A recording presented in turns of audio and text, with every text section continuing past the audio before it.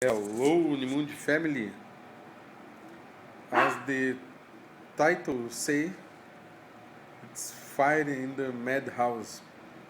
A phrase coined by Terence McKenna about the novelty theory.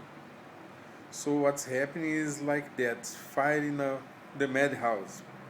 We have disturbed pets and another animals, as birds and all animals now are disturbed what's happening, and you have the NPCs totally disturbed.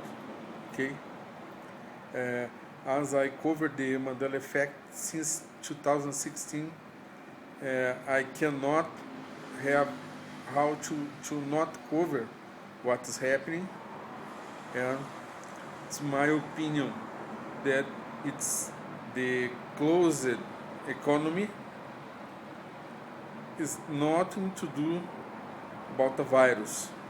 It's a third wave of the Mandela Effect taking place, where we have it closed. It's a kind of anomaly that's part of the Mandela Effect.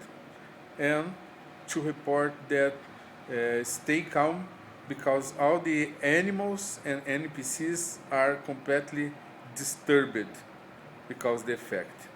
Again, thank you very much.